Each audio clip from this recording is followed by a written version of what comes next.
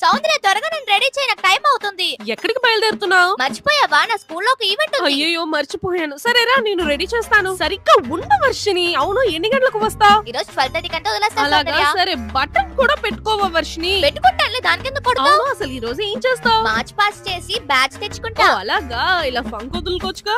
వద్దులే. ఓకే బాగుంది. అరే కాకేనా? సరే చెప్పి టైం కంటే వచ్చే, నాకు టైం అవుతుంది. బయలుదేరలే గానీ నేను రెడీ అయ్యి వస్తాను. ఎక్కడుంది మన వర్షిని? ఓ ఇక్కడ కూర్చున్నావా తల్లి?